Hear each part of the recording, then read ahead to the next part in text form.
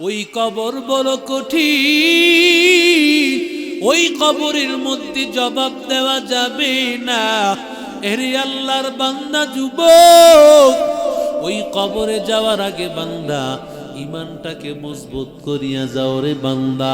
কারণ জান্নাহ জাররা পরিমাণ ইমান নিয়া যদি কবরে যাইতে পারো বান্দা, আল্লাহ তাআলা হয়তোবা নবীর মহব্বত আর ভালোবাসা দিয়া যদি আমি কবরে যাইতে পারি, ওই কবরটা আমার জন্য জান্নাতের বাগান হয়ে যাবে। কারণ কবরটা কারো জন্য জান্নাতের বাগান, কারো জন্য জাহান্নামের গর্ত। আল্লাহর নবী বলেন, আল কবরু রাউযাতুম মিন রিয়াজিল জান্নাহ আও হুফরাতুম মিন হুফারিন নার। কবরটা কারো জন্য জান্নাতের টুকরা, কারো জন্য জাহান্নামের গর্ত। এরে আল্লাহর বান্দা, ওই কবরে আমল নিয়া যায়ও। এরে আল্লাহর বান্দা, আমল না নিয়া বান্দা কবরে যায়ও না রে বান্দা। আল্লাহকে রাজি করিয়া কবরে যায়ও। নবীর আদর্শর মালাটা গলায় নিয়া কবরে যায়ও বান্দা। এই দুনিয়ার জমিনে তাকাইয়া দেখো, ও হিলফুল ফুজুলের যুবক, ও খিয়ালাকার যুবকেরা বান্দা, তোমার আমার মতো কত যুবক রাস্তাঘাটে মারা যায়, পথে ঘাটে মারা যায়। কয়দিন বাঁচবা? দুনিয়ার জিন্দেগি কখন জানি শেষ হয়ে যায় বান্দা। আমলটা মজবুত করিয়া কবরে যায় বান্দা। 5 ওয়াক্ত নামাজ তুমি আজকে থেকে ওয়াদা করো, আজ থেকে আর নামাজ কাজা করবা না, নবীর কলিজা আঘাত করবা না, দাড়িটায় আঘাত করবা না। এমন কে আছো আজকে থেকে ওয়াদা করবা আর দাড়িতে আঘাত লাগাইবা না। আল্লাহ কবুল করে। আয় আল্লাহ হাতগুলো কবুল করিয়া নাও আল্লাহ। আয় আল্লাহ ইসলামের জন্য কবুল করিয়া নাও। মরণ পর্যন্ত ইমানের সাথে রাখিও আল্লাহ। আয় আল্লাহ ইমান নিয়ে কবরে যাওয়ার তৌফিক দিও। মরণ পর্যন্ত নবীর সুন্নাত আর ভালোবাসা নিয়ে কবরে নিও।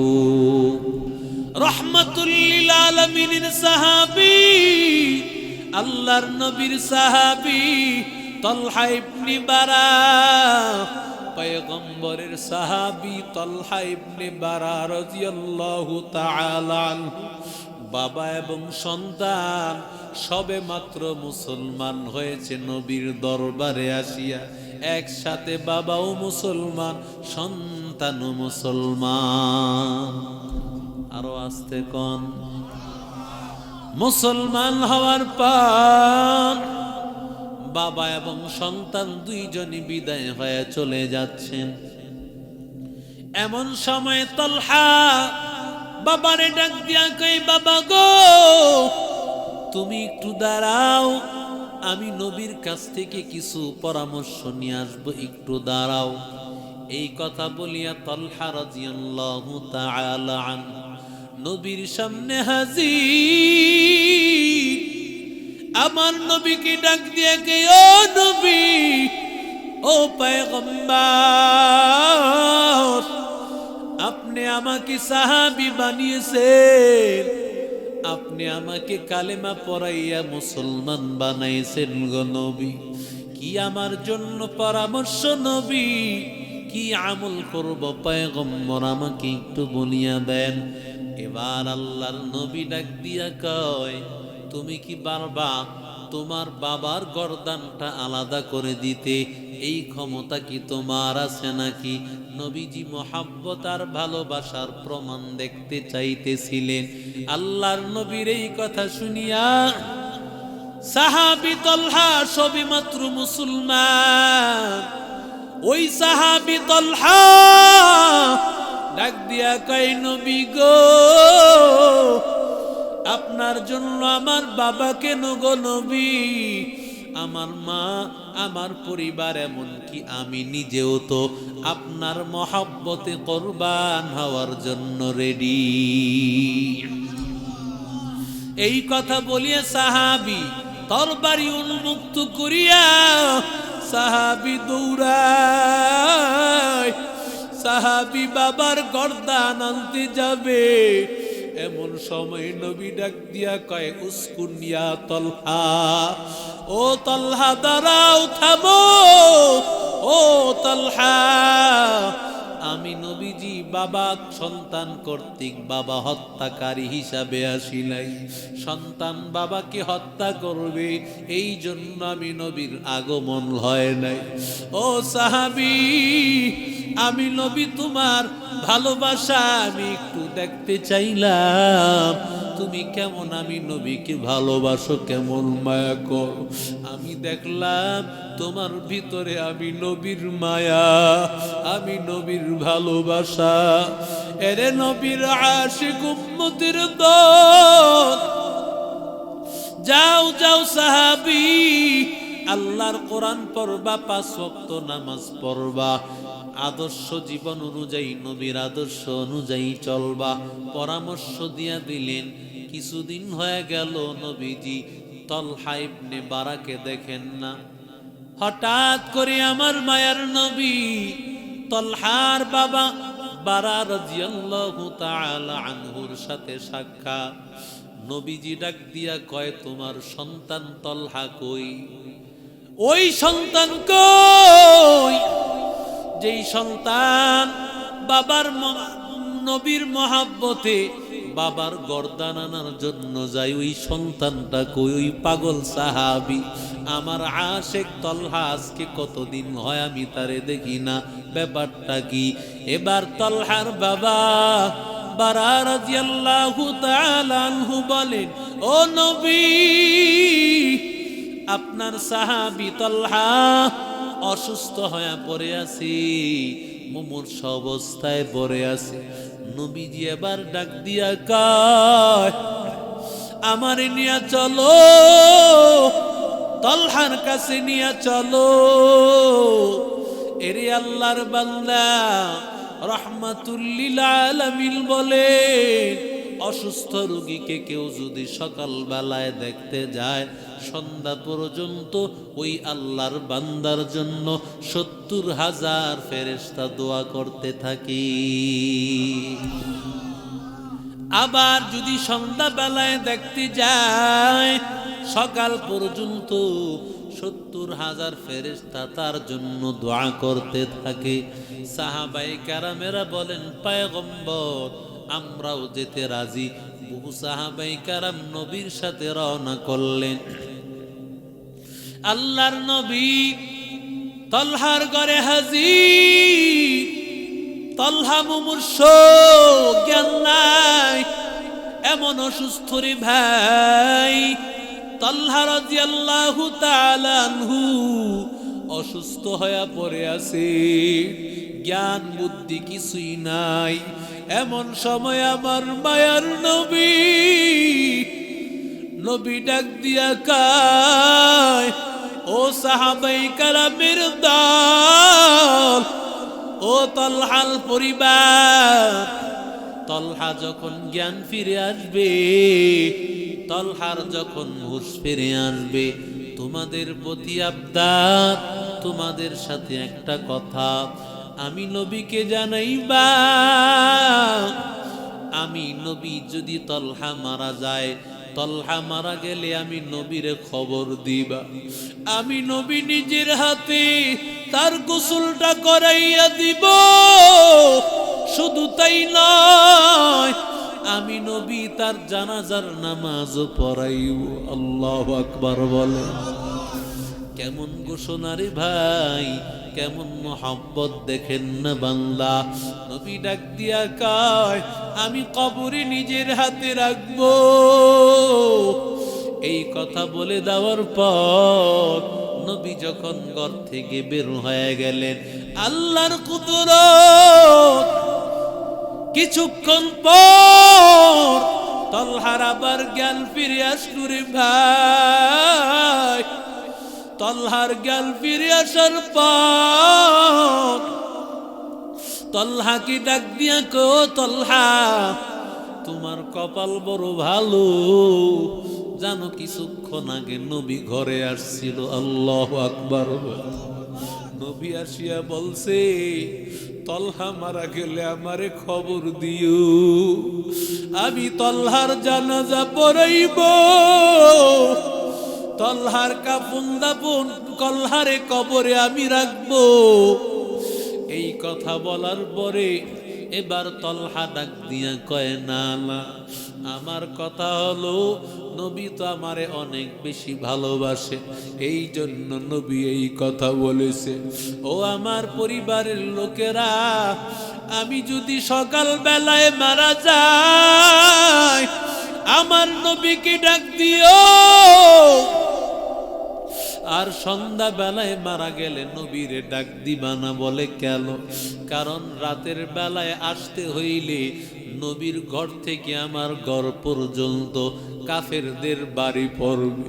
কোন কাফের হয়তো আমার নবীর শরীরে আঘাত করবে, আমার নবীকে মারবে, আমার নবীকে আঘাত করবে। এরে আল্লাহর বান্দা, এরে নবীর আশিক উম্মতের দল, আমার নবীরে কষ্ট দিবে, এটা আমার সহ্য হবে না। নবী অধিক ভালোবাসার কারণে বলেছে, দিনের বেলা হলে খবর দিবা, রাতের বেলায় হইলে খবর দিও না। আল্লাহর কুদরত, তলহা রাদিয়াল্লাহু তাআলা আনহুর ইন্তেকাল রাতের বেলায় হয়ে গেল। রাতের বেলায় হয়ে যাওয়ার পর তলহা রাদিয়াল্লাহু তাআলা আনহুকে এবার দাফন কাফন করিয়া বাবায় যখন সকাল বেলায় নবীর কাছে গিয়া বললেন, নবী, আপনার সাহাবী তলহা তো গতকাল মারা গেছে, তার জানাজার নামাজ এবং তার দাফন কাফন আমরা করলাম। নবী ডাক দিয়া কয়, তোমরা কেন আমারে ডাক দিলা না? এবার নবীরে ডাক দিয়া কয়, পয়গম্বর, আপনি ঘর থেকে যাওয়ার পরে তলহার যখন হুঁশ ফিরে আসছে, তখন তলহাকে আমরা বলেছিলাম আপনার কথাগুলো।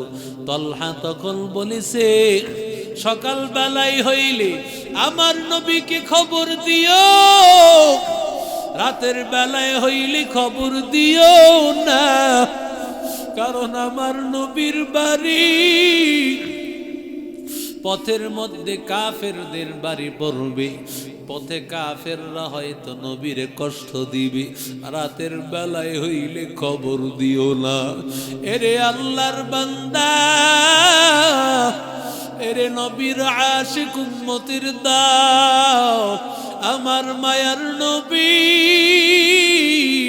রাহমাতুল লিল আলামিন, নবীকে আমারে তাড়াতাড়ি নিয়ে চলো কবরস্থানের মধ্যে, আমি তার কবরটা জিয়ারত করব।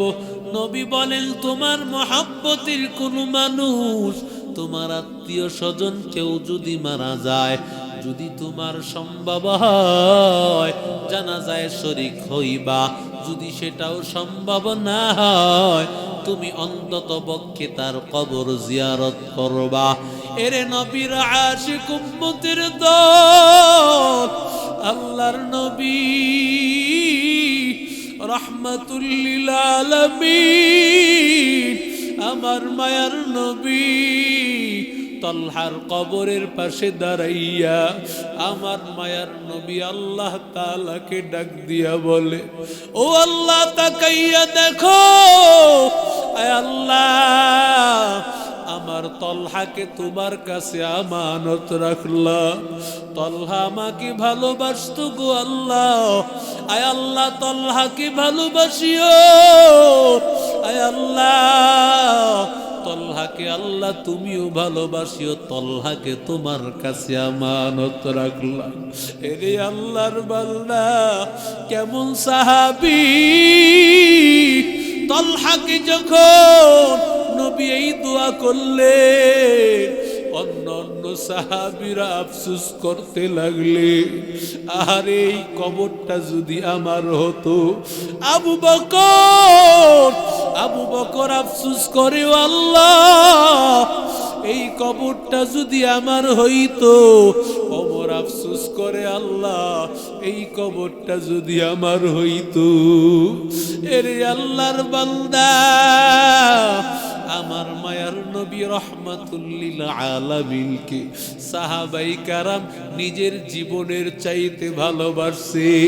ও আল্লাহর বান্দারা, ওরে যুবক, নবীকে ভালোবাসার জন্য এখন তো রক্ত দেওয়ার প্রয়োজন হয় না, এমন যুদ্ধের ময়দানের প্রয়োজন হয় না, শুধুমাত্র প্রয়োজন হয় নবীর সুন্নত অনুসরণ করা। কথা বলেন ঠিক না বেঠিক? নবীর সুন্নত মানার প্রয়োজন হয়, নবীর সুন্নত মানলি হয়। এরে আল্লাহর বান্দা, অথচ হযরত বেলাল রাদিয়াল্লাহু তাআলা আনহু আমার মায়ার নবীর মহব্বতের পরিচয় বেলালের এত কষ্ট হয়। উমাইয়ার গোলাম বেলাল রাদিয়াল্লাহু তাআলা আনহু